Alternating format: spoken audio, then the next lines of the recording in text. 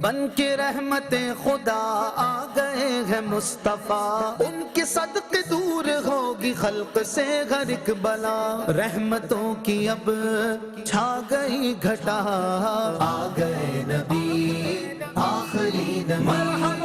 الحمدللہ رب العالمین والصلاة والسلام علی خاتم النبیین، اما بعد فاعوذ باللہ من الشیطان الرجیم، بسم اللہ الرحمن الرحیم۔ الصلاة والسلام علیکہ یا رسول اللہ وعلی آلکہ واصحابکہ یا حبیب اللہ، الصلاة والسلام علیکہ یا نبی اللہ وعلی آلکہ واصحابکہ یا نور اللہ۔ مدنی چینل کے ناظرین، پروگرام حسن و جمال مصطفیٰ صلی اللہ تعالیٰ علیہ وآلہ وسلم، نبی پاک صلی اللہ تعالیٰ علیہ وآلہ وسلم کی آمد کا مبارک مہینہ ہے۔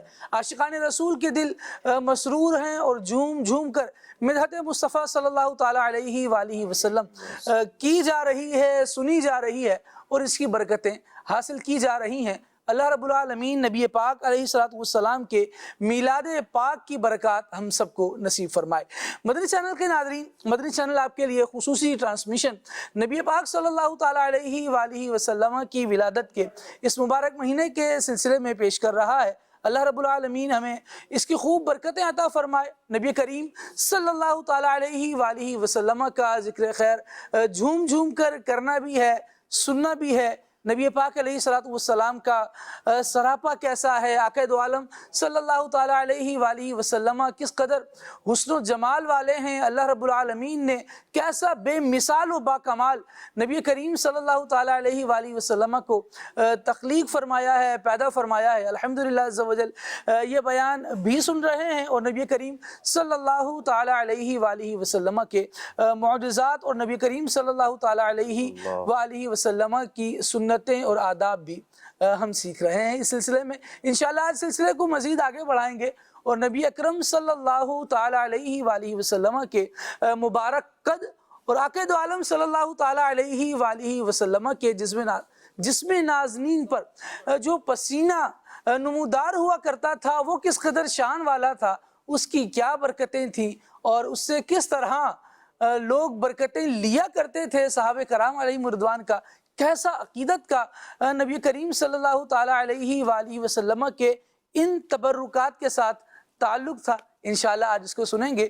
نبی کریم صلی اللہ تعالیٰ علیہ وآلہ وسلم کی مبارک ذات پر درود و سلام پڑھنے کی فضیلت کو شامل کرتے ہیں۔ اللہ پاک کے آخری نبی صلی اللہ تعالیٰ علیہ وآلہ وسلم نے ارشاد فرمایا، تم جہاں بھی ہو مجھ پر درود پڑھو، تم جہاں بھی ہو مجھ پر درود پڑھو، تمہارا درود مجھ تک پہنچتا ہے۔ صلو علی الحبیب صلی اللہ تعالی علی محمد صلی اللہ تعالی علیہ وآلہ وسلم۔ ناظرین کرام، انشاءاللہ نبی کریم صلی اللہ تعالی علیہ وآلہ وسلم کے فضائل اور کمالات بھی سنیں گے، اشعار بھی نبی پاک علیہ السلام کی اداؤں کے بارے میں، نبی کریم صلی اللہ تعالی علیہ وآلہ وسلم کے بالخصوص، کیونکہ آج موضوع قد مبارک ہے اور نبی پاک علیہ السلام کا پسینہ مبارکہ ہے، تو انشاءاللہ اس سے متعلق پیش کیے جائیں گے۔ آج کون سا شعر ہے، آئیے ملاحظہ کرتے ہیں۔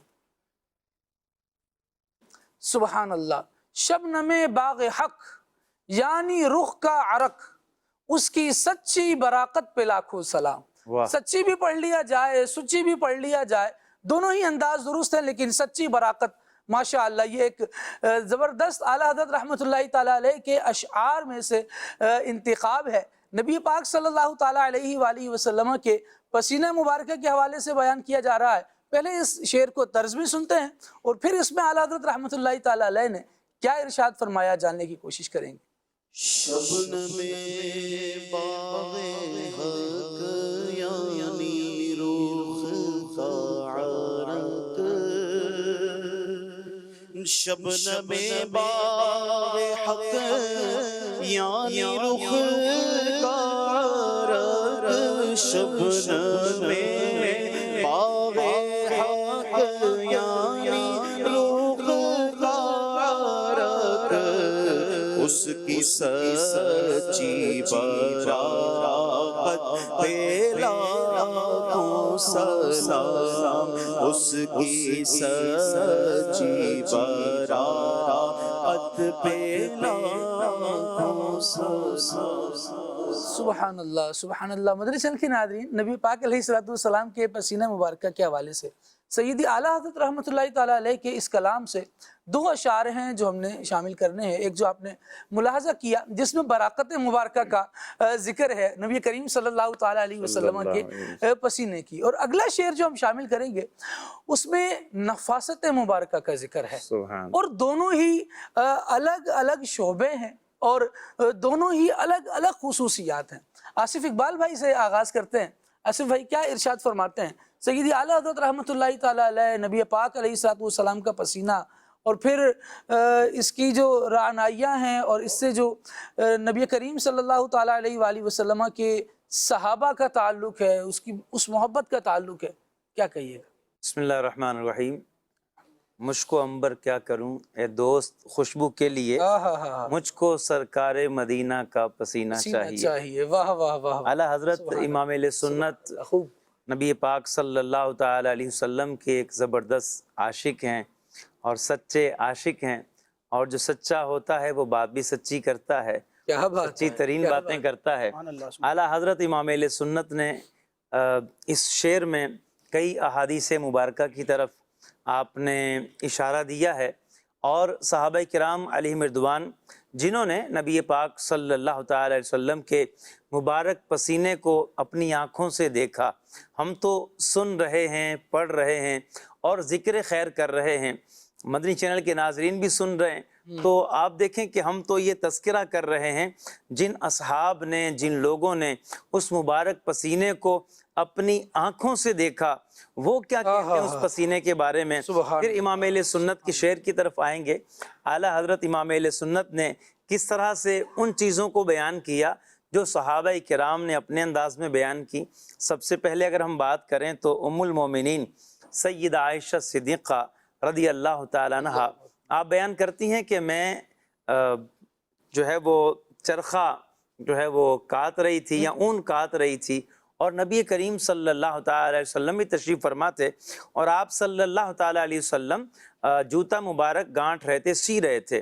تو اسی دوران نبی پاک علیہ السلام کے چہرے پر پسینہ نمودار ہوتا ہے، تو میں نے دیکھا کہ اس پسینہ مبارکہ سے نور پیدا ہو رہا ہے، اس سے نور ظاہر ہو رہا ہے، تو میں بڑی حیران ہوئی، اور نبی پاک علیہ السلام نے میری حیرت کو دیکھا، اور دیکھ کر آپ صلی اللہ تعالی علیہ وسلم نے فرمایا عائشہ تم کیوں حیران ہوتی ہو؟ عرض کرنے لگیں یا رسول اللہ صلی اللہ تعالی علیہ وسلم میں آپ کے مبارک چہرے کو دیکھ رہی تھی جس پر پسینہ نمودار ہوا اور اس پسینے سے نور نکل رہا تھا، تو میں اس نور کو دیکھ دیکھ کر حیران ہو رہی ہوں۔ آقا کریم صلی اللہ تعالی وسلم کی تعریف سیدہ عائشہ کر رہی ہیں اور آپ کے پسینے کو بیان کر رہی ہیں کہ آپ کا پسینہ ایسا جس سے نور ظاہر ہو رہا ہے، اور ساتھ ہی آپ فرمانے لگیں کہ ابو کبیر حزلی شاعر اگر ہوتا، اس نے وہ اشعار جو کسی اور کے بارے میں کہے ہیں، نبی پاک علیہ السلام کا چہرہ اور آپ کے چہرے پر جو پسینہ ہے اور آپ صلی اللہ تعالی وسلم کی جو چہرے کی شکنیں ہیں، یعنی کہ آپ کے ماتھے پر جو شکنیں پڑتی ہیں، اگر وہ نبی پاک علیہ الصلوۃ والتسلیم کو دیکھ لیتا تو پھر وہ اس کے بارے میں نہ کہتا جس کے بارے میں اس نے کہا ہے، بلکہ نبی پاک علیہ السلام کے بارے میں وہ اشعار کہہ دیتا کہ ایسا چہرہ میں نے کہیں نہیں دیکھا اور ایسی چمک دمک میں نے کہیں اور نہیں دیکھی۔ اسی طرح ہم دیکھتے ہیں مولا کائنات حضرت علی کرم اللہ وجہ الکریم، آپ کا بھی بیان ہے، امام ابن عساکر نے اس کو روایت کیا ہے۔ اسی طرح حضرت سیدہ عائشہ رضی اللہ تعالی عنہا آپ سے بھی ایک روایت اسی کی مثل ہے، اور یوں ہی حضرت انس بن مالک رضی اللہ تعالیٰ عنہ، آپ تینوں حضرات کا یہ بیان ہے، تینوں صحابہ کرام یہ فرماتے ہیں کہ نبی کریم صلی اللہ تعالی علیہ وسلم کے چہرے پر پسینہ موتیوں کی مانند ہوتا تھا، اور بعض نے تو کہا کہ موتی ہوتا تھا، بعض نے کہا موتی کے مثل ہوتا تھا۔ اور حضرت انس بن مالک رضی اللہ تعالیٰ عنہ آپ فرماتے ہیں کہ نبی پاک علیہ السلام کا مقدس رنگ چمکدار تھا اور اس پر پسینہ موتیوں کی طرح دکھائی دیتا تھا۔ اب یہ ساری باتیں صحابہ کرام علیہ رضوان کے مشاہدات اور صحابہ کرام نے جو دیکھا، تو ان تمام چیزوں کو سامنے رکھ کر امام اہل سنت فرما رہے ہیں شبنم باغ حق یعنی رخ کا عرق، کیا بات ہے، اس کی سچی براقت پہ لاکھوں سلام۔ اب یہ کیا فرما رہے ہیں؟ باغ حق یعنی رب العالمین کا جو شاہکار ہیں نبی پاک علیہ السلام، ان کے چہرے کا جو عرق ہے یعنی جو پسینہ مبارک ہے، اب جس طرح وہ شبنم ہوتی ہے نا پودوں پر، صبح صبح جو ہے وہ موتیوں کی طرح پھیلی ہوتی ہے، تو امام اہل سنت تشبیہ دیتے ہوئے یوں اس کو بیان کر رہے ہیں کہ یہ نبی پاک علیہ الصلوۃ والتسلیم کے چہرے کا جو پسینہ ہے، یہ اس کی جو چمک دھمک ہے، یہ کوئی اب جو عام شبنم ہوتی ہے دیکھیں وہ بھی قدرتی ہے، لیکن جو نبی پاک علیہ الصلوۃ والتسلیم کے چہرے پر جو موتیوں کی طرح پسینہ آیا ہے اور اس کی جو چمک دمک ہے، ساری اصلوں کی اصل وہ چمک ہے، اور نبی پاک علیہ السلام کے چہرے سے زیادہ کس کا چہرہ چمکتا ہوگا؟ اور پھر اسی چمکتے چہرے پر جب پسینہ نمودار ہو جائے اور وہ ہو موتیوں کی طرح اور اس سے نور ظاہر ہو رہا ہو، تو امام اہل سنت پھر جھوم کر فرماتے ہیں اس کی سچی براقت پہ یعنی اس کی سچی چمک دمک پر لاکھوں سلام۔ اب امام اہل سنت رحمت اللہ علیہ نبی پاک علیہ السلام کے اوصاف بیان کرتے چلے آئے، مصطفیٰ جان رحمت پہ لاکھوں سلام، شمع بزم ہدایت پہ لاکھوں سلام۔ اسی دوران جب اعلیٰ حضرت امام اہل سنت نے نبی پاک علیہ السلام کے جو ہے وہ جسم سے تعلق رکھنے والی چیزوں کی صفات بیان کرنا شروع کی، تو پھر پسینے کے بارے میں آپ نے جو لکھا ہے واقعی جو ہے وہ بڑا عالی شان لکھا ہے، اور میں اس پہ زیادہ گفتگو کیا کروں خالد بھائی، آپ کہیں گے اتنا کہہ دیا ہے، اور اس کے بعد بھی کہتے ہیں کیا کہوں، کیونکہ تیرے تو وصف عیب تناہی سے ہیں بری، حیراں ہوں میرے شاہ کے کیا کیا کہوں تجھے۔ اور یہاں جو ہے وہ راشد مدنی بھائی موجود ہیں، اور اعلیٰ حضرت امام اہل سنت کے اشعار کی تشریح جو ہے وہ ہم سے زیادہ بہتر طریقے سے کر سکتے ہیں، اور کرتے بھی ہیں ماشاءاللہ، ان کے کئی سلسلے ہم نے دیکھے ہیں، اور پھر آپ تو خود ماشاءاللہ شاعر بھی ہیں، تو جو نزاکت ہے اشعار کے اندر اور جو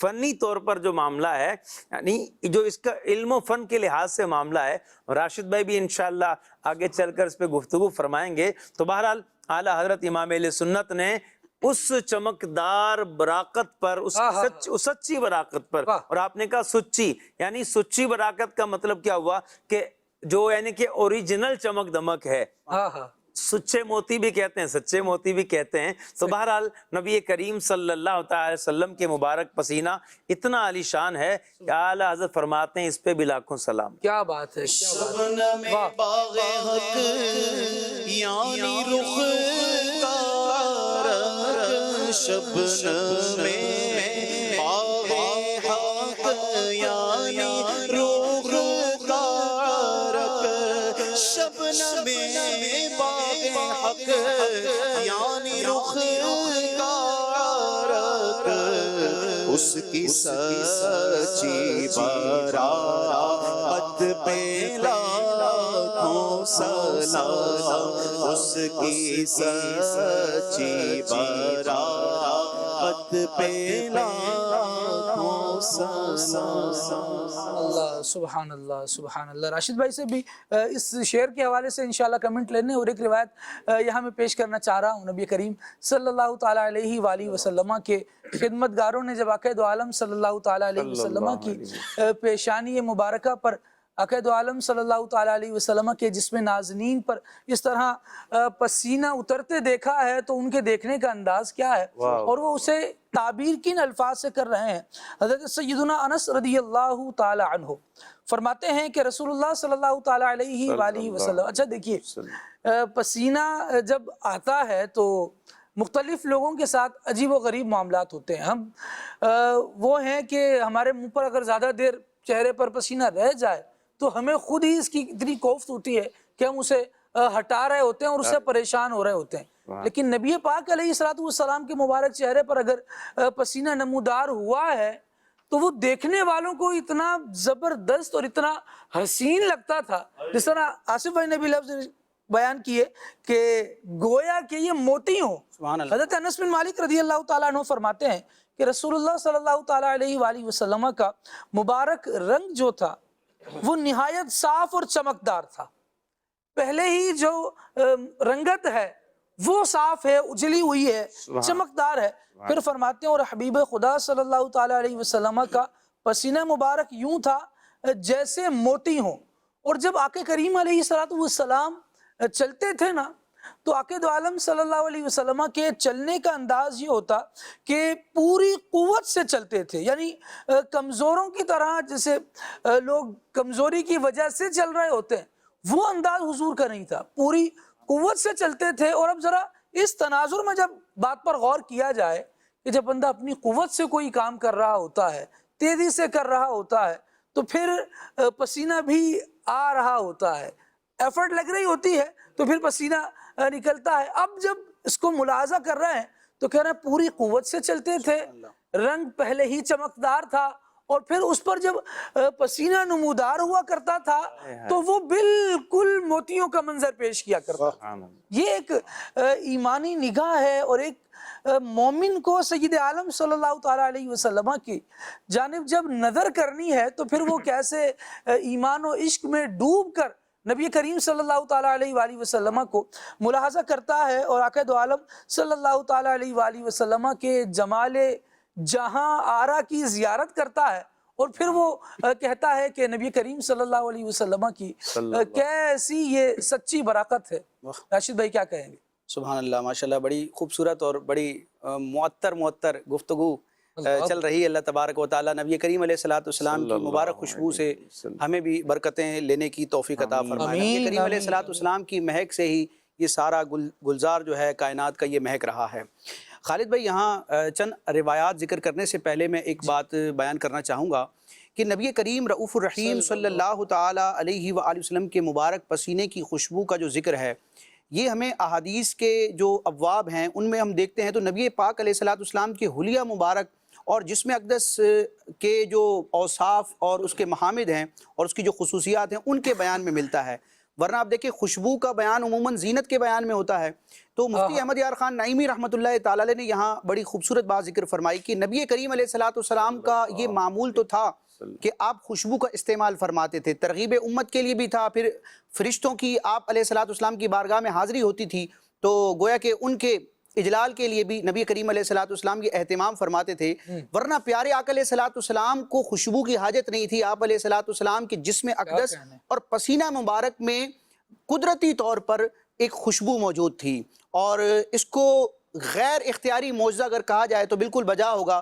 یعنی انبیاء کرام کے کچھ معجزات ایسے ہیں جو غیر اختیاری ہیں، یعنی نہ چاہتے ہوئے بھی ان سے اس کا ظہور ہوتا ہے، جیسے کہ حضرت یوسف علیہ السلام کا حسن و جمال ہے، آپ کا حسن بھی آپ کا ایک معجزہ مانا جاتا ہے۔ تو نبی کریم علیہ السلام کا مبارک پسینہ بھی معجزانہ ہے۔ اس پر میں امام علیہ سنت کا ایک شعر پیش کروں گا، بڑا خوبصورت اور بڑا اعلیٰ تخیل اعلیٰ حضرت بیان فرماتے ہیں قصیدہ نور میں کہ نبی کریم علیہ السلام کا جو چہرہ انور ہے نا، یہ گویا کہ مصحف ہے، یہ رب تبارک و تعالیٰ کی گویا کہ قدرت اور اس کے جمال کا گویا کہ ایک آئینہ ہے، یہ گویا کہ قرآن ہے، اور یہ ایسا چہرہ ہے کہ جو سب کو عاجز کرنے والا ہے، یعنی سب کو اس بات پر مجبور کرنے والا ہے کہ یہ چہرہ کسی سچے ہی کا چہرہ ہے۔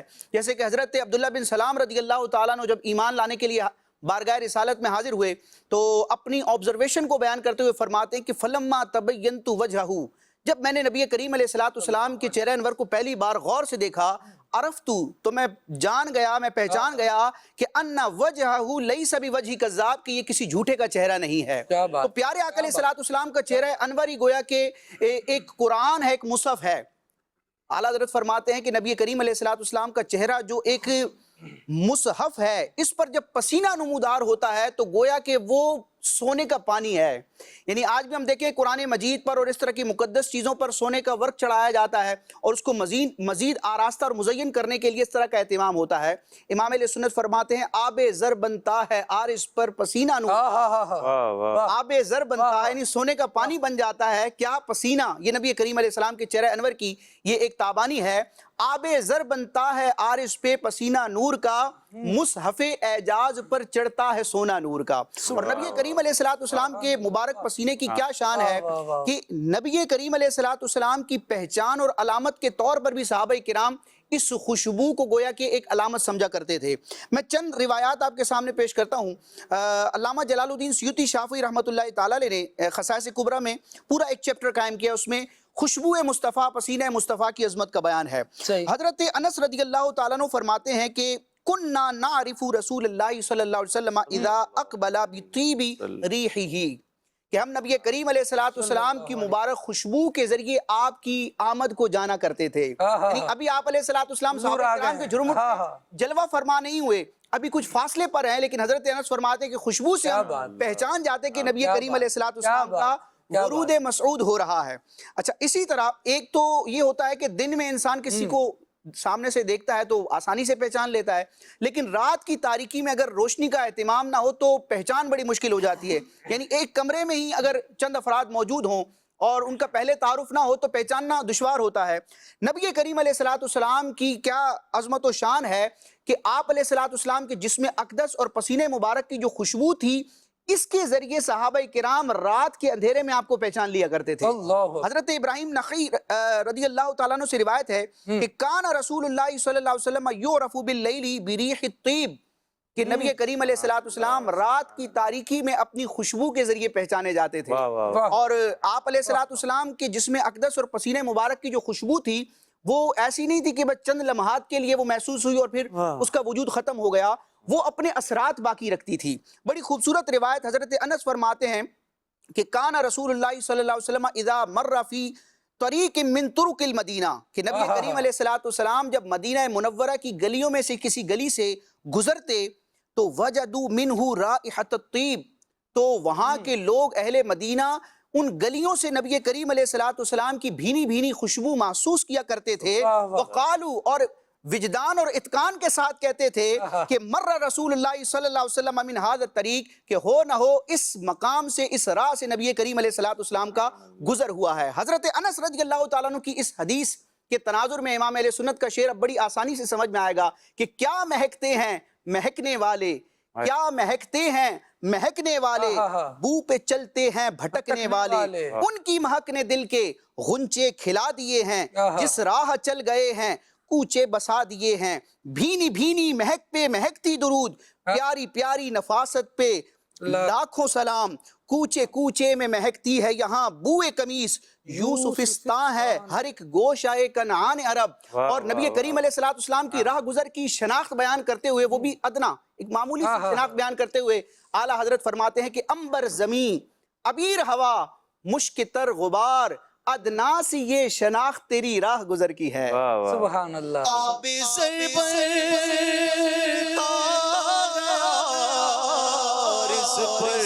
پسینہ نور کا، آب زر پر پسینہ نور کا، مصحف اعجاز پر چڑھتا ہے سونا نور کا، نور آ گیا، نور آ گیا، حق کا نور آ گیا، نور آ گیا. سرکار کی آمد مرحبا، دلدار کی آمد مرحبا، حضور کی آمد مرحبا، پر نور کی آمد مرحبا، مکی کی آمد مرحبا، مدنی کی آمد مرحبا، عربی کی آمد مرحبا. نور آ گیا، نور آ گیا. سبحان اللہ سبحان اللہ. نبی کریم صلی اللہ تعالیٰ علیہ وآلہ وسلم کا مبارک پسینہ ہے، اور کیا بات ہے، عطر جنت میں بھی ایسی خوشبو نہیں جیسی خوشبو نبی کے پسینے میں ہے. اور سرکار اعلیٰ حضرت رحمۃ اللہ تعالیٰ علیہ لکھتے ہیں، اگلا کون سا شعر ہے، آئیے اسے بھی پہلے ملاحظہ کر لیتے ہیں اور پھر اس پر انشاءاللہ مزید گفتگو کرتے ہیں.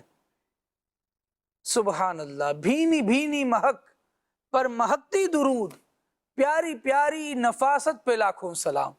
نبی کریم صلی اللہ تعالیٰ علیہ وآلہ وسلم کے مبارک پسینے کا ایک تو وہ حال ہے کہ یہ دیکھنے میں موٹی لگ رہا ہے، لیکن جب اس کی مہک کو سونگھا جائے تو اس کا اور انداز ہوتا ہے. اور آصف بھائی ماشاء اللہ یہ حضور کا پسینہ ہے، اس کو تو مانگنے والے مانگ کر لے جاتے ہیں. یا رسول اللہ ہمیں خوشبو چاہیے. اب چاہیے خوشبو تو ہونا یہ چاہیے کہ نبی کریم علیہ السلام خود خوشبوئیں استعمال فرمانے والے ہیں، تو اپنی خوشبوؤں میں سے کوئی خوشبو دے دیں. لیکن اس خوشبو کا کیا کہیے جو نبی کریم صلی اللہ تعالیٰ علیہ وآلہ وسلم اپنی مبارک ذات سے لے کر دے رہے سبحان ہیں. اللہ. کیا فرمائیے گا، پیاری پیاری نفاست. سبحان اللہ. اچھا، پہلے تو راشد بھائی نے جو بات کی ہے نا، اس میں دو شعر مجھے بھی یاد آ گئے کہ گزرے جس راہ سے وہ سید والا ہو کر، رہ گئی ساری زمین عنبر سارا ہو کر. دوسرا ایک شعر ہے کہ عرصہ ہوا طیبہ کی گلیوں سے وہ گزرے تھے، اس وقت بھی گلیوں میں خوشبو ہے پسینے کی. تو کہا جاتا ہے کہ جو عاشقان رسول ہیں اور اصحاب معرفت ہیں وہ آج بھی وہ خوشبو محسوس کرتے ہیں. سبحان اللہ. تو آپ کے اب وہ اس بات کی طرف آتے ہیں کہ صحابہ کرام علیہم رضوان، نبی کریم صلی اللہ تعالی وسلم آپ کو خوشبو بڑی پسند تھی، اور آپ کے ذات میں اللہ پاک نے خوشبو رکھی آپ کی ذات میں، لیکن اس کے باوجود اپنی امت کی تعلیم کے لیے کہ میری امتی میری سنت سمجھ کر خوشبو کو استعمال کریں گے، تو آپ صلی اللہ تعالی علیہ وسلم خوشبو الگ سے بھی استعمال فرماتے. اچھا، وہ اس میں کیا ہے جی؟ تاکہ امت اس کی اتباع کرے اور لوگ خوشبو کا استعمال کریں، اپنے آپ سے بدبو کو دور کریں. نبی کریم صلی اللہ تعالی علیہ وسلم نے خود بھی فرمایا کہ حبب الیہ من دنیاکم ثلاث، النساء والطیب وجعلت قرۃ عینی فی الصلاۃ، کہ مجھے تین باتیں محبوب ہیں، پسند ہیں. ایک، مجھے نکاح کرنا پسند ہے، دوسرا مجھے عطر پسند ہے، مجھے خوشبو پسند ہے، اور تیسرا نماز میں میری آنکھوں کی ٹھنڈک ہے. تو اس حدیث سے یہ پتہ چلتا ہے کہ امتیوں کو چاہیے کہ وہ بھی خوشبو کا استعمال کریں. نبی کریم صلی اللہ تعالی علیہ وسلم کی سنت ہے، لیکن نیتیں خالد بھائی اچھی ہونی چاہیے. یہ نہ ہو کہ لوگ مجھ سے پوچھیں گے کہ بھئی کون سی خوشبو لگا کے آئے ہو، اور میں ذرا چوڑا ہو جاؤں گا جا کر، تو میرے پاس جو خوشبو ہے کسی اور کے پاس نہیں ہے. ہمارا حق بنتا ہی نہیں ہے چوڑے ہونے کا، حق تو بنتا تھا حضرت عتبہ بن فرقد سلمی رضی اللہ تعالیٰ عنہ کا، کہ جن کو بارگاہ رسالت سے کیسی خوشبو عطا ہوئی تھی کہ آپ کا جسم ہر وقت خوشبو سے مہکتا رہتا تھا. تو آپ کی جو ازواج تھیں وہ ایک دوسرے سے مقابلہ کرتی تھیں اور ایک سے بڑھ کر ایک خوشبو لگایا کرتی تھیں، اور تاکہ جو ہے وہ ان کی خوشبو پہ غالب آ سکیں. تو لیکن ہر بار ایسا ہوتا کہ ان کی خوشبو جو ہے وہ ہلکی رہ جاتی اور حضرت عتبہ کی خوشبو ان سے بڑھ جاتی. اور اس روایت میں یہ تک لکھا ہے کہ آپ تو صرف جو ہے وہ داڑھی شریف میں تیل لگایا کرتے تھے اور کوئی خوشبو استعمال نہیں کرتے تھے. اور جب یہ بازار میں کہیں جاتے تو لوگ ان سے پوچھتے کہ بھئی عتبہ کون سی خوشبو لگاتے ہو، اس قدر تمہاری خوشبو سے زیادہ ہم کسی اور کی خوشبو مہکتی ہوئی نہیں پاتے. تو حضرت عتبہ بیان کرنے لگے کہ بات دراصل یہ ہے کہ ایک موقع پر مجھے جو ہے وہ ایک جسم میں مرض ہو گیا جس کی وجہ سے کچھ دانے وغیرہ ہو گئے. تو میں بارگاہ رسالت میں حاضر ہوا اور جا کر عرض کی، یا رسول اللہ صلی اللہ تعالی علیہ وسلم، میرے جسم میں یہ خارش کا یہ مرض کا معاملہ ہو گیا. آپ صلی اللہ تعالی علیہ وسلم نے فرمایا میرے سامنے بیٹھ جاؤ اور جو اوپر کے کپڑے ہیں وہ اتار لو، اوپر جو چادر ہے اسے اتار لو. فرماتے ہیں کہ میں نے اسے اتارا.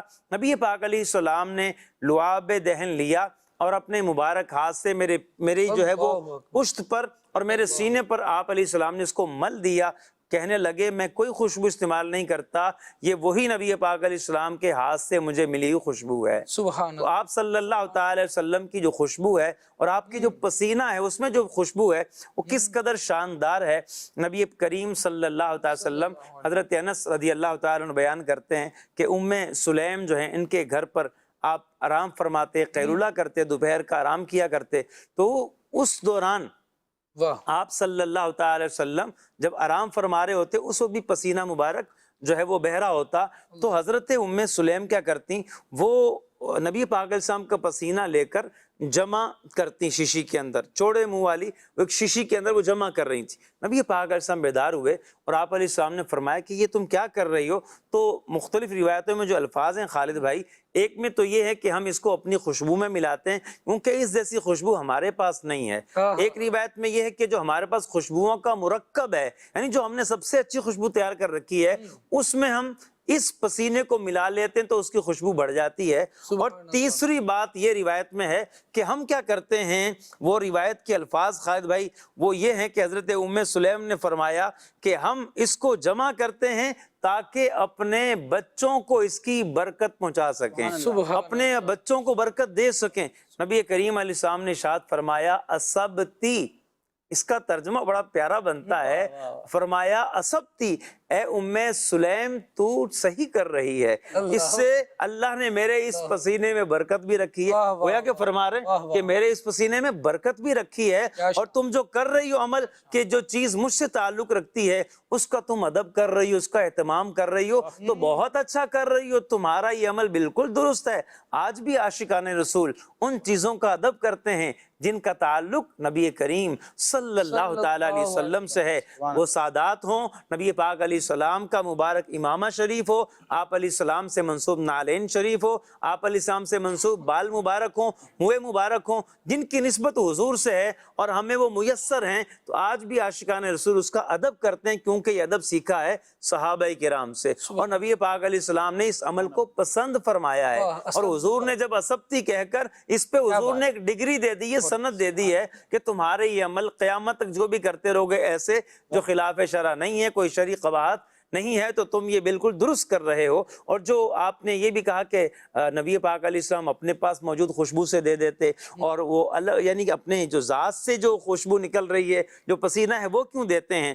اللہ اکبر کبیرہ۔ ایک حضرت ابو ہریرہ رضی اللہ تعالیٰ عنہ، آپ سے یہ روایت ہے، آپ بیان کرتے ہیں کہ نبی کریم صلی اللہ تعالیٰ علیہ وسلم کی خدمت میں ایک شخص آتا ہے اور آ کے عرض کرتا ہے یا رسول اللہ بیٹی کی شادی ہے اور خوشبو نہیں ہے۔ فرمایا ایک کام کرو، چوڑے منہ والی شیشی اور ایک ٹہنی لے کے آئیے گا، چھوٹی سی ایک شاخ لے کے آئیے گا۔ اچھا وہ لے کر آئے ہیں، اچھا منگوا کیوں رہے ہیں؟ نبی پاک علیہ السلام شاخ کا جو استعمال ارشاد فرمایا تو بعد میں بھی ہو سکتا تھا۔ اللہ اکبر کبیرہ۔ فرمایا دونوں چیزیں لے کے آؤ، تو دونوں چیزیں لے کر حاضر ہوئے۔ نبی پاک علیہ السلام نے اپنی جو ہے وہ اپنے مبارک بازوؤں سے، اپنی کلائی مبارک سے پسینہ اتارنا شروع کیا اور شیشی میں بھر دیا، اور فرمایا لکڑی وہ حضور نے اپنے ہاتھ میں لی اور فرمایا کہ اس کو اس میں لگا کر وہ اپنی بیٹی سے کہنا اس کو لگا لیا کرے۔ اللہ اکبر۔ جب وہ خاتون صحابیہ اس خوشبو کو استعمال فرماتی، پورا مدینہ مہک جاتا۔ اب آپ دیکھیں پورا مدینہ مہک جاتا۔ اب اس شعر کی طرف آ جائے نا، پورا مدینہ مہک جاتا، اور ان گھر والوں کا نام بیت المطیبین پڑ گیا کہ یہ خوشبو والوں کا گھر ہے۔ تو اعلیٰ حضرت فرماتے ہیں بھینی بھینی مہک پر مہکتی درود، پیاری پیاری نفاست پہ لاکھوں سلام۔ نبی پاک علیہ السلام کی خوشبو کی جو مہک ہے وہ بڑی زبردست ہے اور اتنی شاندار ہے، اور پھر اس پر جو ہم نے درود بھیجنا ہے، درود بھی حضور کا جو ہے وہ حضور پہ پڑا ہے، وہ بڑا مہکا مہکا ہے، ٹھیک ہے، وہ درود بھی مہکتا ہوا ہے، ان کا پسینہ بھی مہکا مہکا ہے، اور کیوں نہ ہو کہ ان کی نفاست ہی اتنی ہے، اللہ پاک نے ان کو نفیس ترین بنایا ہے، اتنی نفاست۔ خالد بھائی ایک بڑی پیاری بات، ہجرت کے موقع پر حضرت ابوبکر صدیق رضی اللہ تعالی عنہ نے، آپ نے ایک شخص سے کہا چرواہے سے کہ بھائی تم جو ہے نا دودھ نکالو، لیکن کیا فرمایا؟ بھئی پہلے تم نے اپنے ہاتھوں کو دھونا ہے، پہلے تم نے اپنے ہاتھوں کو دھونا ہے، صحیح، اس کے بعد بکری کے تھنوں کو دھونا ہے، اس کے بعد تم نے دودھ نکالنا ہے، کیونکہ یہ دودھ میں نے حضور کو پیش کرنا ہے۔ نبی پاک علیہ السلام کی طبیعت اتنی نفیس ہے، اور جو آپ کے سب سے زبردست ساتھی ہیں اس طبیعت کو وہ سمجھتے ہیں، محسوس کرتے ہیں کہ نبی پاک علیہ السلام کیسے نفیس ہیں، کیسی نفاست آپ نے پائی ہے۔ تو اعلیٰ حضرت امام اہل سنت فرماتے ہیں پیاری پیاری نفاست پہ لاکھوں سلام۔ واہ جی واہ، سبحان اللہ۔ بینی مہک پر مہکتی درود، بینی بینی مہک پر مہکتی درود، پیاری پیاری پیاری نفاست پہ لاکھوں سلام، پیاری پیاری نفاست خالد بھائی، نبی کریم علیہ السلام کے جسم اقدس اور آپ کے پسینے مبارک کے خوشبو کی جو مہک ہے وہ کئی صحابہ کرام نے محسوس کی اور اس کو اپنے اپنے انداز میں بیان بھی فرمایا۔ ایک روایت میرے سامنے بڑی خوبصورت، اور اس کے بعد پھر اعلیٰ حضرت کا ایک میں شعر بیان کروں گا جو اس موضوع سے متعلق بڑا مشہور ہے لیکن ابھی تک پڑھا نہیں گیا۔ کیا بات ہے، ماشاءاللہ۔ آصف بھائی نے بھی جو روایت بیان کی تو اس کی طرف بھی اس شعر میں ایک اشار موجود ہے۔ حضرت معاذ بن جبل رضی اللہ تعالیٰ عنہ کی روایت ہے، آپ فرماتے کہ ایک مرتبہ میں اللہ کے محبوب علیہ السلام کے ساتھ چل رہا تھا، آپ کے ہمراہ رکاب تھا، تو نبی کریم علیہ السلام نے مجھ سے فرمایا ادنو منی، اے معاذ میرے قریب آؤ۔ فدنوت منہ، تو میں پیارے آقا علیہ السلام کے قریب گیا۔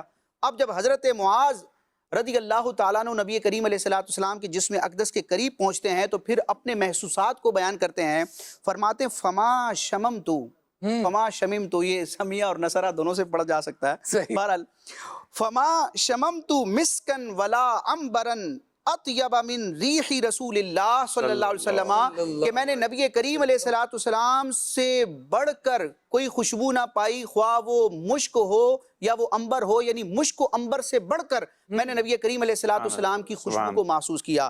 امام اہل سنت اسی خوشبو کا ذکر کرتے ہیں کہ یہ اگر پیارے آقا علیہ السلام کا مبارک پسینہ کسی خوش نصیب کو نصیب ہو جائے، اور حضرت انس کی روایت دیکھتے ہیں کہ انہوں نے وصیت بھی کی تھی، اور یہ نبی کریم علیہ السلام کا مبارک پسینہ جو ہے یعنی وقت وصال بھی میری لحد میں اس کی برکتیں پہنچی، وہ پوری روایت موجود ہے۔ تو امام علیہ سنت فرماتے ہیں واللہ، قسم یاد فرما رہے ہیں، اور اہل اللہ قسم یاد کرتے ہیں، اس کا حکم کیا ہے؟ یعنی قسم ذکر کرنے کے بعد کوئی بات بیان کی جائے اور وہ معاذ اللہ خلاف واقع ہو تو اس کا بڑا سخت شرعی حکم ہے، لیکن امام علیہ سنت کا آپ دیکھیں علم کا اور اتقان کا اور نبی کریم علیہ السلام سے محبت کا عالم کیا ہے، فرماتے ہیں واللہ جو مل جائے میرے گل کا پسینہ، مانگے نہ کبھی عطر نہ پھر چاہے دلہن پھول۔ سبحان اللہ۔ جو مل جائے میرے گل کا پسینہ، واللہ جو مل جائے میرے گل کا پسینہ، واللہ جو مل جائے میرے گل کا پسینہ،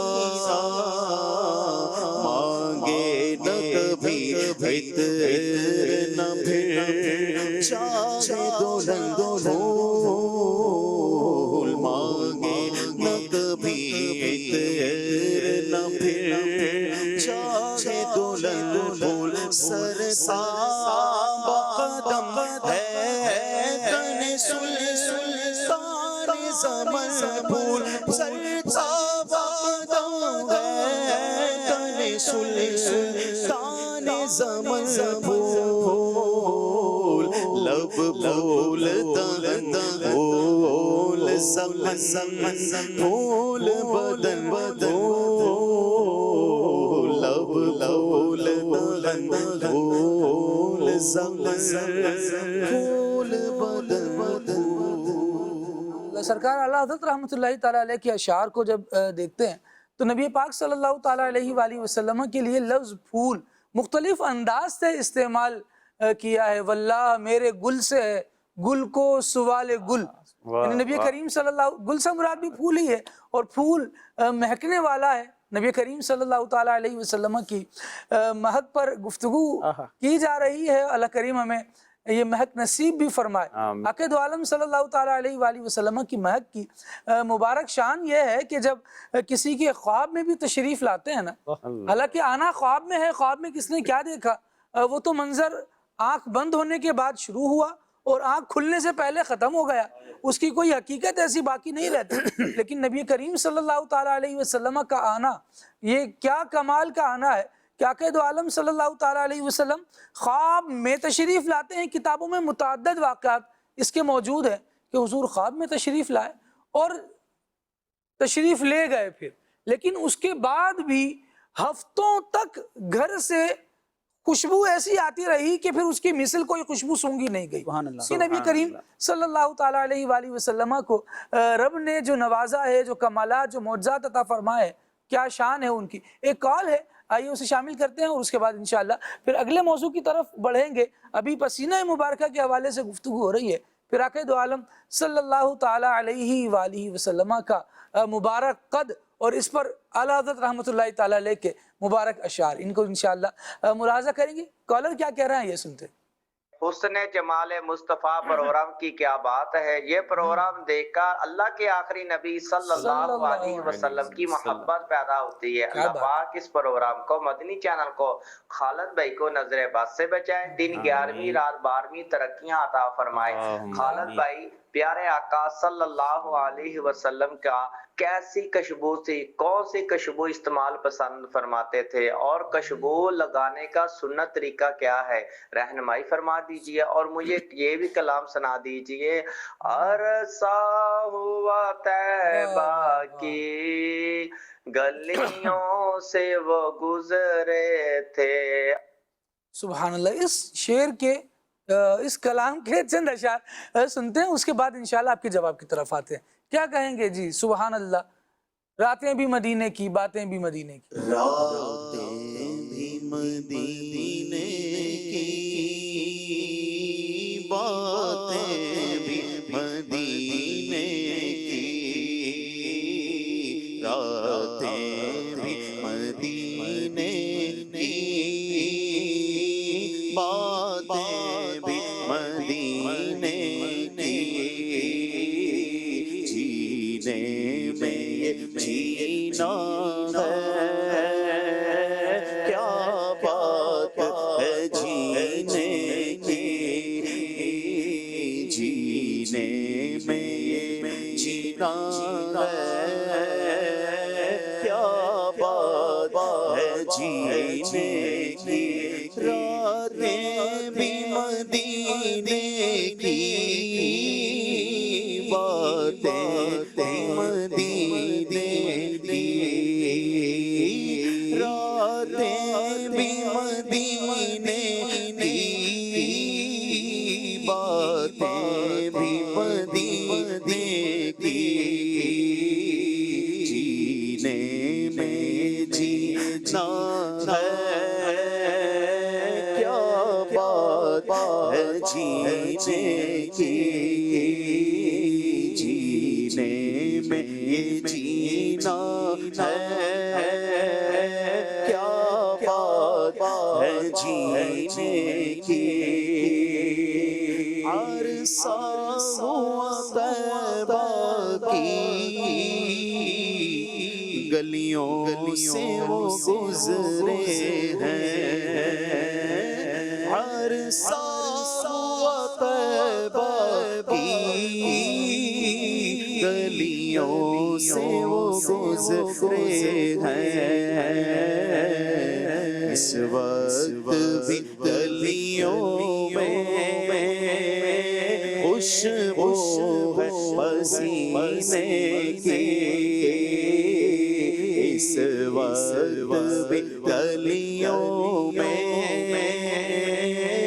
خوشبو ہے پسینے کی، یہ زخم ہے طیبہ کا،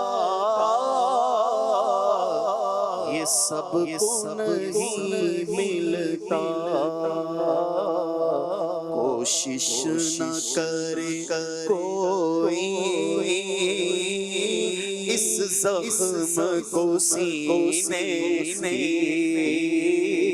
راتیں بھی مدینے کی، باتیں بھی مدینے۔ سبحان اللہ، سبحان اللہ، معطر مصطفیٰ صلی اللہ تعالیٰ علیہ وآلہ وسلم کی پیاری پیاری مہکی مہکی باتیں ہو رہی ہیں، اور مدنی چینل کے ناظرین کلام بھی سن رہے ہیں۔ نبی پاک علیہ الصلوۃ والسلام کون سی خوشبو استعمال فرمایا کرتے تھے، اور خوشبو لگانے کا سنت طریقہ کیا ہے؟ نیت کے حوالے سے آصف بھائی نے گفتگو کی تھی کہ ہم جب خوشبو لگا رہے ہیں، استعمال کر رہے ہیں، تو اس وقت کیا نیت ہونی چاہیے؟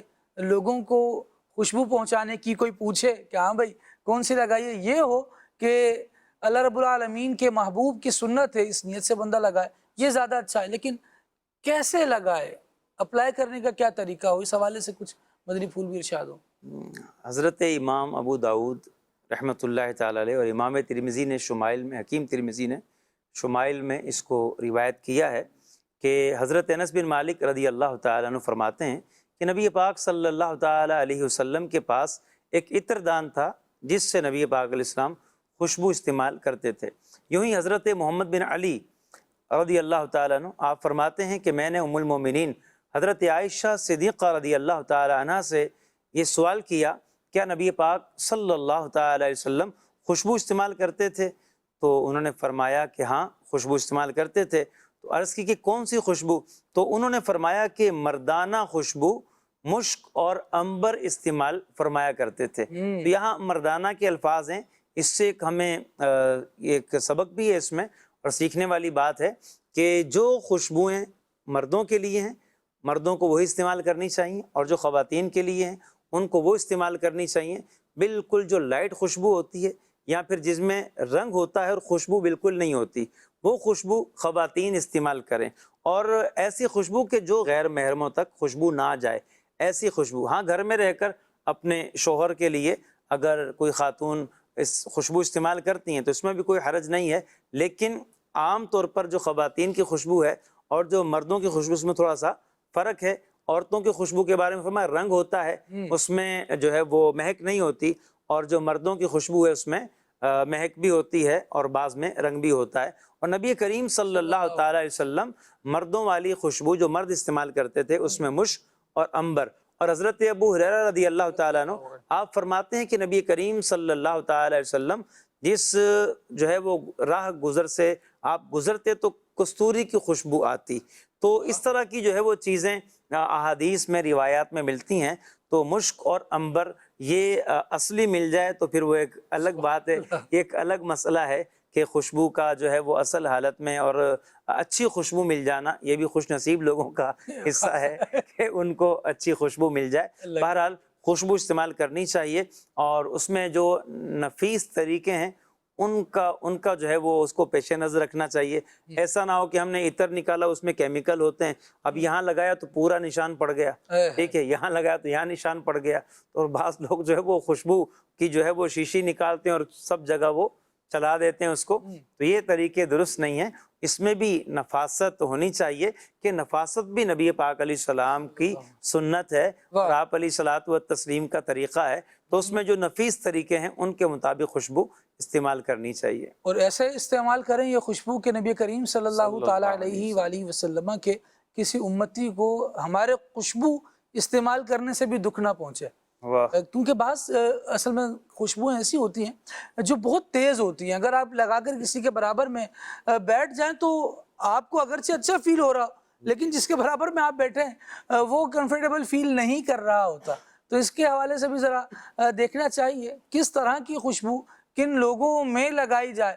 تھوڑے سے اس کے آداب ہیں، لیکن خوشبو لگا کر جب آپ میدان میں آ رہے ہیں یعنی لوگوں میں آ رہے ہیں تو لوگوں کے انداز بھی ہمیں بتا دیتے ہیں کہ یہ خوشبو انہیں پسند آ رہی ہے یا نہیں آ رہی۔ اگر کسی کو پتہ آپ کو محسوس ہوا کہ بھائی میں نے یہ خوشبو استعمال کی تھی وہ اگلے کو سمجھ نہیں آ رہی ہے، اس کی وجہ سے اسے تکلیف ہو رہی ہے، تو پھر اس پر انگشت نمائی، تم کیسے آدمی ہو، تمہیں خوشبو پسند نہیں ہے، کیا گندگی پسند کرتے ہو، یوں وہ چار اس طرح کے لفظ کہنے کے بجائے تھوڑا سا دیکھ لینا چاہیے کہ ہر چیز ہر طبیعت کے موافق نہیں ہوتی۔ اللہ کریم ہمیں سمجھ عطا کرے، توفیق خیر عطا فرمائے۔ آقا دو عالم صلی اللہ تعالیٰ علیہ وآلہ وسلم کا مبارک قد کیسا عالی شان ہے، کیا ذی شان ہے۔ سرکار اعلیٰ حضرت رحمۃ اللہ تعالیٰ علیہ نے کیا اشعار نبی پاک علیہ السلام کے قد کے حوالے سے بیان کیے ہیں۔ آئیے ایک پہلا شعر دیکھتے ہیں۔ قد بے سایہ کے سایہ مرحمت، دل ممدود و رافت پہ لاکھوں سلام۔ مشکل الفاظ ہیں راشد بھائی، اس میں کچھ مشکل الفاظ کا حل بھی فرمائیں، اور پھر سرکار اعلیٰ حضرت رحمۃ اللہ تعالیٰ علیہ نے کیا ارشاد فرمایا ہے تو یہی کہ نبی پاک علیہ السلام پر اب ان کا قد ذکر کرنے کے بعد درود بھیجے جا رہے ہیں، سلام بھیجے جا رہے ہیں، لیکن اس کا مقصد اور معنویت کیا ہے، کچھ اس بارے میں بھی بتائیں۔ میں عرض کرتا ہوں، نبی کریم رؤوف الرحیم صلی اللہ تعالی وسلم کے مبارک قد کے حوالے سے امام علیہ سنت نے بڑا پیارا ایک نقشہ کھینچا ہے۔ جی پہلے میں ایک روایت ذکر کرتا ہوں، بخاری شریف کی روایت ہے، حضرت انس رضی اللہ تعالیٰ عنہ بیان کرتے ہیں کہ پیارے آقا علیہ الصلوۃ والسلام کا قد مبارک کیسا تھا۔ دیکھیں خالد بھائی، اگر قد بہت زیادہ یعنی اعتدال کی حد سے بڑا ہو تو وہ بھی ایک عیب ہوتا ہے، اور حد اعتدال سے چھوٹا ہو، پست قد ہو تو یہ بھی عیب ہوتا ہے۔ اور اللہ تعالیٰ نے اپنے محبوب علیہ الصلوۃ والسلام کو جسمانی اعتبار سے بھی، اوصاف اور اخلاق کے اعتبار سے بھی، خاندان اور نسب کے اعتبار سے بھی، گفتار کے اعتبار سے بھی، ہر اعتبار سے منزہ عن العیب بنایا ہے۔ نبی کریم علیہ الصلوۃ والسلام عیب سے پاک ہیں، منزہ ان شریک فی محاسنہ، فجوہر الحسن فیہ غیر منقسم۔ سبحان اللہ۔ تو حضرت انس رضی اللہ تعالیٰ عنہ بیان فرماتے ہیں کہ کان ربعۃ من القوم لیس بالطویل ولا بالقصیر، او کما قال، کہ نبی کریم علیہ الصلوۃ والسلام قوم میں درمیانے قد کے تھے، نہ بہت زیادہ طویل آپ کا قد مبارک تھا اور نہ ہی زیادہ پست تھا۔ یعنی نبی کریم علیہ الصلوۃ والسلام کا قد مبارک جو ہے وہ درمیانہ مائل بدرازی تھا۔ اچھا، یہ تو ایک وہ نارمل کیفیت ہے کہ آپ علیہ الصلوۃ والسلام اگر تنے تنہا کہیں موجود ہوں، جلوہ فرما ہو، تو آپ کا قد مبارک جو ہے وہ دیکھنے والے کو درمیانہ مائل بدرازی نظر آتا تھا۔ لیکن اگر دیگر افراد موجود ہوں اور جسمانی اعتبار سے، حسی اعتبار سے، ظاہری اعتبار سے بظاہر ان کا قد بڑا بھی ہو، لیکن اللہ تبارک و تعالیٰ نے اپنے محبوب علیہ السلام کو یہ معجزہ عطا فرمایا کہ طویل قامت افراد بھی جب حضور علیہ الصلوۃ والسلام کے قرب و جوار میں ہوتے، ہزاروں کا بھی مجمع ہو، تو سب سے بلند آپ علیہ الصلوۃ والسلام دکھائی دیتے تھے۔ اور جب آپ علیہ الصلوۃ والسلام جلوہ فرما ہوتے اور دیگر افراد بھی موجود ہوتے، اگرچہ وہ قد و قامت کے اعتبار سے بظاہر بڑے نظر آنے والے ہوتے، لیکن پیارے آقا علیہ الصلوۃ والسلام کے شان مبارک، آپ کے کندھے مبارک سب سے بلند ہوا کرتے تھے۔ تو امام اہل سنت اعلیٰ حضرت اس شعر میں بیان فرماتے ہیں کہ قد بے سایہ کے سایہ مرحمت، کیونکہ سایہ مبارک نبی کریم علیہ الصلوۃ والسلام کے قد مبارک سے پھر متصل ایک اور آپ کا خاصہ ہے کہ سب کے قد کا تو سایہ ہوتا ہے، جسم کا سایہ ہوتا ہے، پیارے آقا علیہ الصلوۃ والسلام کا ظاہری سایہ نہیں تھا۔ اس پر کئی روایات موجود ہیں، اور اس کی واضح وجہ جو علماء نے بیان کی، قاضی ایاز مالکی رحمۃ اللہ تعالیٰ علیہ نے بھی، کہ آپ علیہ الصلوۃ والسلام کے قد مبارک کا، جسم مبارک کا سایہ نہیں تھا۔ کیوں نہیں تھا؟ وجہ کیا ہے؟ لِأَنَّهُ كَانَ نُورًا، کیونکہ آپ علیہ الصلوۃ والسلام نور تھے۔ علامہ سیوطی نے بھی خصائص کبریٰ میں پورا باب باندھا ہے کہ پیارے آقا علیہ الصلوۃ والسلام کے جسم اطہر کا قد مبارک کا سایہ نہیں تھا۔ تو امام علیہ سنت فرماتے کہ یا رسول اللہ، اللہ تعالیٰ نے آپ علیہ الصلوۃ والسلام کے قد مبارک کو سائے کے عیب سے تو پاک رکھا ہے، یعنی ظاہری طور پر جو سایہ ہوتا ہے اس سے تو آپ پاک ہیں، لیکن رحمت اور فضل و کرم کے اعتبار سے ساری مخلوق پر آپ کا سایہ ہے۔ رافت کہتے ہیں رحمت کو، اور ذل ممدود ہے۔ ہاں، ذل کہتے ہیں سائے کو، اور ممدود یعنی دراز، اور رافت کہتے ہیں رحمت کو۔ نبی کریم علیہ السلام کا قد کیسا ہے؟ جو بے سایہ ہے، لیکن یہ بے سایہ قد اپنی رحمت کے اعتبار سے طویل سائے کی طرح، ایک دراز سائے کی طرح ساری مخلوق پر موجود ہے۔ قد بے سایہ کے سایہ مرحمت، ذل ممدود رافت پہ لاکھوں سلام۔ یہ ذل ممدود کا ایک یہ لفظ ہے نا، سورہ واقعہ میں رب العالمین نے جنتی درختوں کے جو سائے ہیں نا، اس کے بارے میں بیان کیا، وَذِلٍّ ممدود وَمَاءٍ مَسْكُوبٍ، اور اس آیات کریمہ میں، اور اعلیٰ حضرت رحمۃ اللہ تعالیٰ علیہ نے آیت سے یہ لفظ کہاں استعمال کیا ہے نبی کریم علیہ الصلوۃ والسلام کے مبارک قد کے حوالے سے، ذرا طرز میں ہو جائے۔ قد بے سایہ کے سایہ مرحمت، قد بے سایہ کے سایہ مرحمت، قد بے سایہ کے سایہ مرحمت، قد بے سایہ کے سایہ مرحمت، ذل ممدود و رافت پہ لاکھوں سلام، ذل ممدود رافت پہ لاکھوں سلام۔ سبحان اللہ۔ اگلا شعر ملاحظہ کیجیے، سرکار اعلیٰ حضرت فرما رہے ہیں، طائران قدس جس کی ہیں قمریاں، اس صحیح سر و قامت پہ لاکھوں سلام۔ کیا فرمایا جا رہا ہے آصف بھائی؟ اعلیٰ حضرت رحمۃ اللہ تعالیٰ علیہ، پھر قامت زیبا کا ذکر۔ طائران قدس جس کی ہیں قمریاں، طائران قدس سے مراد یہاں فرشتے ہیں، اور قمریاں جو ہے یہ فاختہ کی طرح خوش الحان پرندے ہوتے ہیں، اللہ اور اس میں جو صحیح کا لفظ آیا ہے، اس صحیح کا معنی ہے سیدھا، اور سرو جو ہے وہ ایک مشہور خوبصورت درخت ہے جو مخروطی شکل کا ہوتا ہے، بڑا خوبصورت نظر آتا ہے. تو اور جو قامت ہے اس سے مراد جو ہے وہ قد ہے. تو آپ غور کیجئے. اچھا بات یہ ہے کہ کوئی آدمی جو نا اس کو اگر ہم سامنے سے دیکھیں نا تو بڑا اچھا لگ رہا ہوتا ہے، سائڈ سے دیکھیں تو اچھا نہیں لگتا، یا ایک طرف سے اچھا لگتا ہے دوسری طرف سے اچھا نہیں لگتا، یا تینوں طرف سے اچھا لگ رہا ہے، صحیح نہیں آ رہا ہوتا. ہاں دونوں تینوں طرف سے اچھا لگتا ہے، اس کے جو ہے نا وہ کمر سے یا پیچھے کی شیپ ہے اس سے اچھا نہیں لگتا. تو اعلیٰ حضرت امام اہل سنت اس شعر میں یہ سمجھا رہے ہیں کہ نبی کریم صلی اللہ تعالی علیہ وسلم ایسے ہیں کہ جس طرف سے دیکھیں حضور خوبصورت ہیں. واہ واہ حضور علیہ السلام کا جو قد مبارک ہے اللہ پاک نے اس کو ایسا بنایا ہے کہ آپ جہاں سے بھی دیکھیں گے نبی پاک صلی اللہ علیہ وسلم بڑے خوبصورت آپ کو نظر آئیں گے. تو یہ نبی کریم صلی اللہ علیہ وسلم کی قامت جو ہے وہ آپ جو حسن کی زیبائی اعلیٰ حضرت امام اہل سنت نے بیان فرمائی ہے. اور یہ صرف خود ہی نہیں بلکہ آپ دیکھیں امام ابن سعد نے اس کو طبقات میں، ابن عساکر نے اور دیگر جو ہے وہ افراد نے یہ روایات بیان کی ہیں کہ نبی کریم صلی اللہ تعالی علیہ وسلم آپ قامت زیبا اور چہرہ اقدس کے لحاظ سے تمام لوگوں سے زیادہ حسین تھے. یعنی چہرہ بھی دیکھیں وہ بھی حسین ترین ہے، اور آپ کے قد مبارک کو دیکھیں اور جس طرف سے دیکھیں.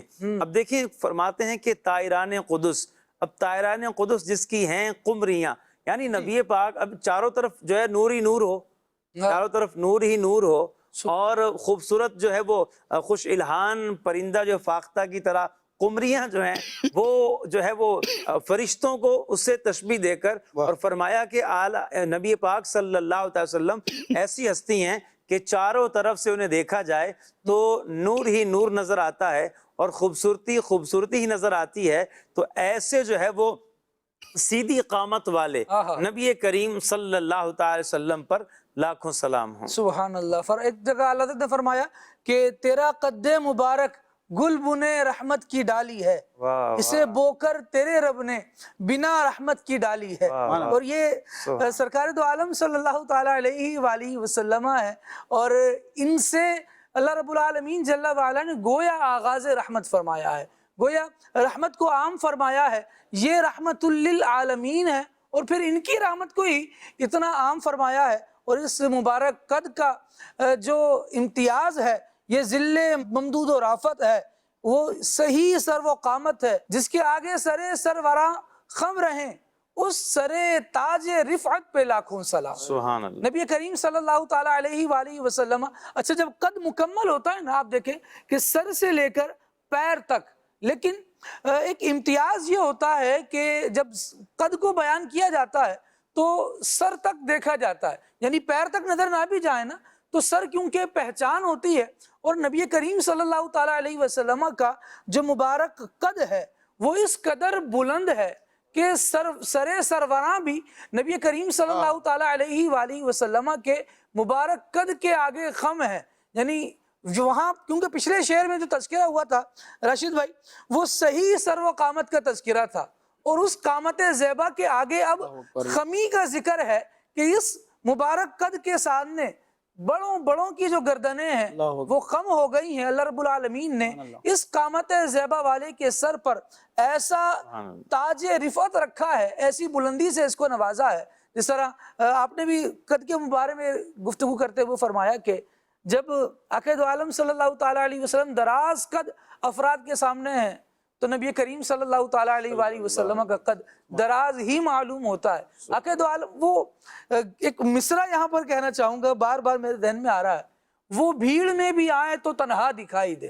یہ سید عالم صلی اللہ تعالیٰ علیہ وآلہ وسلم کے بارے میں کہا جائے نا تو بالکل یوں ہی ہوگا. سید عالم صلی اللہ تعالیٰ علیہ وآلہ وسلم کا مبارک قد، اور اس حوالے سے یہ تینوں شعر اگر شاہزیب بھائی اگر آپ سنا دیں. بہت معذرت، معاف فرمائیے. پھر میں بھی سناؤں گا آپ کو. جی چلیں پہلے سن لیتے ہیں شاہزیب بھائی سے. بے سایہ کے سایہ مرحمت پتے، بے سایہ کے سایہ مرحمت ذل ممدود سلام طائران قدس جس کی ہیں عمریاں طائران قدس جس کی ہیں عمریاں اس سہی سر و قامت پہ لاکھوں سلام اس سہی سر و قامت پہ لاکھوں سلام جس کے آگے سرورا خم رہے جس کے آگے سرورا خم رہے اس سر تاج رفعت پہ لاکھوں سلام اس سر تاج رفعت پہ لاکھوں سلام اس سر تاج رفعت پہ لاکھوں سلام سبحان اللہ سبحان اللہ۔ جی راشد بھائی 3 اشعار۔ جی نبی کریم علیہ السلام کی کیا عظمت و شان ہے۔ امام اہل سنت نے مختلف مقامات پر نبی پاک علیہ السلام کے قد مبارک کا ذکر کیا ہے۔ سلام رضا میں ایک اور شعر ہے، آپ فرماتے ہیں کہ ان کے خد کی سہولت پہ بے حد درود۔ ایک ہے قد اور ایک ہے خد، خا کے ساتھ یہ عربی کا کلمہ ہے، خد سے مراد یہ ہے گال، رخسار، اور سہولت کا معنی ہے کہ نرمی۔ تو نبی کریم علیہ السلام کے مبارک اور نرم نرم گال ہیں، تو اعلیٰ فرماتے ہیں ان کے خد کی سہولت پہ بے حد درود، ان کے قد کی رشاقت پہ لاکھوں سلام۔ رشاقت کا معنی کیا ہے کہ زیبا قامتی، یعنی قد کی جو عمدگی ہوتی ہے اس کو رشاقت سے تعبیر کیا جاتا ہے۔ اچھا، امام علیہ سنت ایک اور مشہور زبان اپنے کلام میں فرماتے ہیں، وہ ہے نا وہ کمال حسن حضور ہے، اس میں ایک شعر ہے، اعلیٰ حضرت فرماتے ہیں کہ نبی کریم علیہ السلام کو اللہ تبارک و تعالیٰ نے وہ مبارک قد عطا فرمایا کہ مخلوق میں کائنات میں اس کی مثال مل ہی نہیں سکتی۔ اچھا، قد کا ایک کمال کیا ہوتا ہے کہ وہ سیدھا ہو، یعنی جس طرح چہرے کی خوبی یہ ہے کہ وہ خوبصورت ہو، رنگت صاف ہو، زلفوں کی خوبی یہ ہے کہ وہ سیاہ ہوں، ہونٹوں کی خوبصورتی اور کمال یہ ہے کہ وہ سرخ ہوں، تو اسی طرح قد کی جو خوبصورتی اور کمال ہے وہ یہ ہے کہ وہ سیدھا ہو۔ اور شاعری کی دنیا میں محبوب کے قد کو جو تعبیر کیا جاتا ہے تشبیہ اور استعارے کے طور پر، وہ ایک درخت سے تعبیر کیا جاتا ہے۔ آصف بھائی نے بھی جس کا ذکر کیا، سرو، اس کو سنوبر بھی کہا جاتا ہے، یہ سیدھا درخت ہوتا ہے، بڑا خوبصورت اور خوشنما درخت ہوتا ہے۔ تو نبی کریم علیہ السلام کا قد کیسا ہے؟ اعلیٰ حضرت فرماتے ہیں کہ اگر ہم چمن میں جائیں، باغات وغیرہ میں جائیں، گلستان میں جائیں اور سرو یعنی سنوبر کے کسی اعلیٰ سے اعلیٰ خوبصورت درخت کو دیکھیں اور اس کو نبی کریم علیہ السلام کے قامت زیبا سے تشبیہ دینا چاہیں تو وہ تشبیہ نہیں بنے گی۔ اسی طرح اگر ہم گلاب کے پھول اور مختلف قسم کے پھولوں کی جو ٹہنیاں ہیں، ان ٹہنیوں میں سے جو سب سے سیدھی شاخ اور ٹہنی ہے، اس کو بھی اگر نبی کریم علیہ السلام کے قد مبارک کی سیدھے پن سے اور کمال سے تشبیہ دینا چاہیں تو یہ تشبیہ بنتی نہیں ہے، کیونکہ رب تبارک و تعالیٰ نے جس طرح اپنے محبوب علیہ السلام کو کائنات میں بے مثل و بے مثال بنایا ہے، آپ کی صفات بشمول آپ کا قد مبارک بھی بے مثل و بے مثال ہے۔ امام اہل سنت فرماتے ہیں تیرا قد تو نادر دہر ہے، دہر کہتے ہیں زمانے کو، یعنی زمانے میں اس کی کوئی مثال نہیں ملتی۔ یا رسول اللہ تیرا قد تو نادر دہر ہے، کوئی مثل ہو تو مثال دے، یعنی کوئی مثال میں آپ کا مماثل ہو تو پھر مثال دے، یہاں تو مماثل ہے ہی نہیں، مثال تو بڑی بات ہے۔ تیرا قد تو نادر دہر ہے، کوئی مثل ہو تو مثال دے، نہیں گل کے پودوں میں ڈالیاں کہ چمن میں سرو چما نہیں۔ میں نے 3 اشعار کا عرض کی تھی، ایک آخری شعر میں بیان کروں گا۔ سلام رضا میں ابھی جو شعر آپ نے اور آصف بھائی نے بیان کیا، اس میں نبی کریم علیہ السلام کے جو قامت زیبا ہے جس کو سرو صحیح کہا گیا، تو اس کی کمریاں یہ جنت کے فرشتے ہیں، یعنی طائران قدس جس کی ہیں کمریاں، تو اسی سرو قامت کی کمریاں تو فرشتے ہیں لیکن اس کے بلبل کچھ اور ہیں، ان کا بھی نبی کریم اعلیٰ حضرت امام علیہ سنت نے ذکر فرمایا ہے۔ اعلیٰ حضرت فرماتے ہیں وہی کلام جو آپ نے جہاں سے شعر لیا، ابو بکر و عمر عثمان و حیدر جس کے بلبل ہیں۔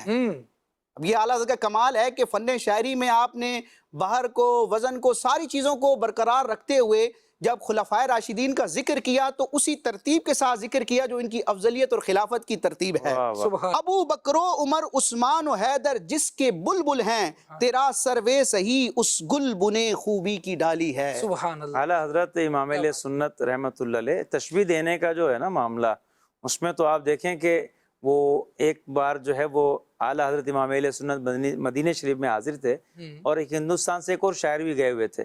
وہاں پر اس مقام پر کیا ہوا، اس وقت کیا تھا کہ روضہ رسول صلی اللہ علیہ وسلم اور اس کے سامنے 2 کھجور کے درخت تھے، ٹھیک ہے۔ تو وہ جو ہندوستانی شاعر تھے انہوں نے اس منظر کو ایک شعر میں بند کیا اور یوں شعر لکھ دیا، کب ہیں درخت کھڑے حضرت والا کے سامنے، مجنوں کھڑے ہوں جیسے خیمہ لیلا کے سامنے۔ اب یہ شعر انہوں نے لکھا، لوگوں نے تو داد دی، لیکن جب اعلیٰ حضرت امام علیہ سنت کے سامنے یہ شعر پہنچا تو امام علیہ سنت رحمۃ اللہ تعالی علیہ ناراض ہوئے، اور آپ نے فرمایا کہ پہلا مصرع ٹھیک ہے، دوسرا مصرع بالکل ٹھیک نہیں ہے، یہ جو تم نے تشبیہ دی ہے، یہ اس کو نبی پاک علیہ السلام کی روزے کو تم نے خیمے سے تشبیہ دے دی، اور جو ہے وہ جو کھجور کے درخت ہیں انہیں مجنون سے تشبیہ دے دی، یہ تو کسی طرح سے درست نہیں، یہ بے ادبی ہے۔ تو انہوں نے عرض کی کہ حضور آپ کو مصرع عطا فرمائیں، تو اعلیٰ حضرت امام علیہ سنت نے مصرع کیا عطا فرمایا، مکمل شعر سنتے ہیں، اور اس کے دوسرا مصرع اعلیٰ حضرت کا آپ نے فرمایا، کب ہیں درخت کھڑے حضرت والا کے سامنے، قدسی کھڑے ہوں جیسے عرش معلیٰ کے سامنے۔ تو آپ نے فرمایا کہ تشبیہ دینی ہے ان درختوں کو بھی، تو وہ تشبیہ بھی بڑی اعلیٰ ترین ہونی چاہیے۔ کیا بات ہے، ہدایہ پاک نبی پاک صلی اللہ تعالیٰ علیہ وآلہ وسلم کا ہے، یہاں کے تو خس و خاشاک کا بھی ادب کیا جاتا ہے۔ نبی کریم صلی اللہ تعالیٰ علیہ وآلہ وسلم کی یہ دھرتی ہے، اور کہا وہ شعر پڑھا تھا راشد بھائی نے، یوسفستان ہے ہر گوشہ کنعان عرب۔ جب اس تصور میں ہم نبی کریم صلی اللہ تعالیٰ علیہ وآلہ وسلم کی مبارک مدینے کو دیکھتے ہیں تو دل اور عقیدت سے جھومتا ہے، اور بارگاہ رسالت میں حاضری کا پھر دل کرتا ہے اللہ کریم ہمیں بار بار نبی پاک صلی اللہ تعالیٰ علیہ وآلہ وسلم کے میٹھے مدینے کی بادب ذوق والی حاضری عطا فرمائے۔ مدری چینل کے ناظرین، نبی پاک صلی اللہ تعالیٰ علیہ وسلم کا ماہ ولادت ہے، اور اس مبارک مہینے میں ہم کوشش کریں کہ مدری چینل بھی دیکھتے رہیں اور نبی کریم صلی اللہ تعالیٰ علیہ وسلم کی سیرت طیبہ کو بھی پڑھتے رہیں۔ یہ چیزیں ہمارے سامنے رہیں گی، عشق رسول بڑھتا رہے گا، اور دل میں ایک رمق، ایک چمک ایمان کی ایسی بڑھے گی کہ عملی طور پر بھی ہم اچھے کردار کے مالک بنیں گے، اور ہمارا انداز زندگی بہتر سے بہترین ہوتا چلا جائے گا، اور ہم با کردار مسلمان کے طور پر معاشرے میں سامنے آئیں گے۔ اللہ تبارک و تعالی ہم سب کو اپنے اخلاق سے، اپنی عادات سے، اپنے کردار سے نبی کریم صلی اللہ تعالیٰ علیہ وآلہ وسلم کے دین کی خدمت کرنے کی توفیق عطا فرمائے۔ آج کے سلسلے کا اختتام کرتے ہیں، رب العالمین کی بارگاہ میں دعا کرتے ہیں مالک کریم ہم سب کو نبی کریم صلی اللہ تعالیٰ علیہ وآلہ وسلم کا اور عشق اور محبت اور ان کی اور وفائیں نصیب کرے، آمین بجاہ النبی الامین صلی اللہ تعالیٰ علیہ وآلہ وسلم۔ صلو علی الحبیب صلی اللہ تعالیٰ علی محمد صلی اللہ علیہ وسلم۔ بن کے رحمت خدا آ گئے ہیں مصطفیٰ، ان کے صدقے دور ہوگی خلق سے ہر ایک بلا، رحمتوں کی اب چھا گئی گھٹا، آ گئے نبی آخری نبی۔